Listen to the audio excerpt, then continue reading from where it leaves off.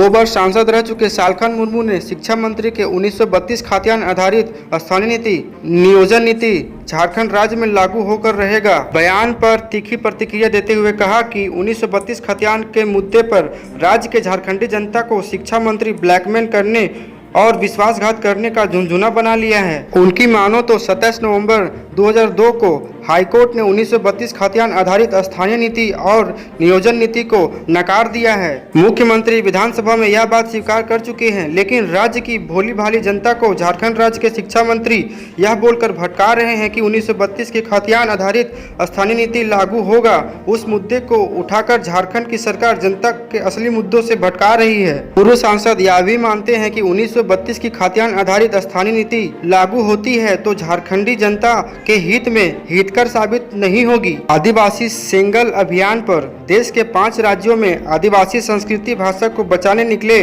पूर्व सांसद सालखन मुर्मू अपने 2 दिवसीय दौरे पर बेरमो पहुंचे हैं। आज बेरमो के चंद्रपुरा स्थित डीवीसी के अतिथिशाला में मीडिया से बात करते हुए कहा कि साबित हो गया।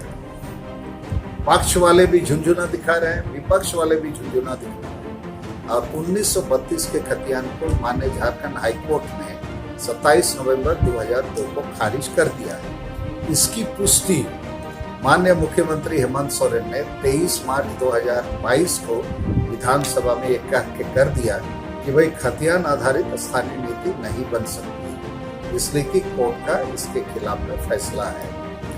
अब जगन्नाथ महतो जी जो शिक्षा मंत्री है, कल ही उनका बोकारो में स्टेटमेंट आया, हम लोग लागू करके रहेंगे। तो मैं ऐसा बोलता हूँ या मानता हूँ कि 1932 का खतियान झारखंडी जनता के लिए एक ब्लैकमेल करने का, जनता के साथ धोखाबाजी करने का एक प्रकार का झुंझुना बन गया है। और हम महसूस करते हैं चूंकि झारखंड या बृहद झारखंड का गठन जब हुआ, आंदोलन जब खड़ा हुआ, तो खतियान आधारित आंदोलन नहीं था, वो भाषा संस्कृति आधारित आंदोलन था। क्योंकि झारखंड के पड़ोस में बिहार, बंगाल, उड़ीसा है, तो झारखंडी लोग ना बिहारी हैं, ना बंगाली हैं, ना उड़िया हैं, वो आदिवासी और मूलवासी। उनकी भाषा संस्कृति अलग है और उनकी जाति भी अलग है। तो यहाँ स्थानीय किसको बनाया जाए? जो आदिवासी और मूलवासी है। झारखंड राज्य किसने मांगा? जो आदिवासी और मूलवासी है। बिहारी, बंगाली, उड़िया झारखंड राज्य नहीं मांगा। तो जिसने झारखंड मांगा उसी को आपको स्थानीय स्थापित करना चाहिए स्थानीय नीति के तहत।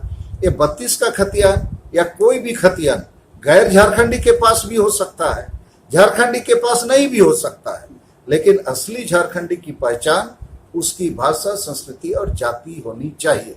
इस आधार पर इसको तय किया जाए कि 32 का खतियान झुंझुना दिखा के कुछ लोग वोट ले लिए, सत्ता में आ गए, अब बोलते हैं नहीं दे सकेंगे।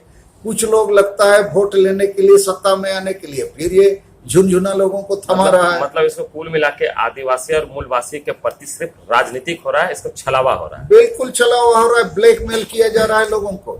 लेकिन हम समाधान मूलक तात्कालिक सुझाव ये देना चाहेंगे कि एक तो स्थानीय नीति निर्धारण के लिए आधार भाषा, संस्कृति, परंपरा और जाति को तय करना चाहिए।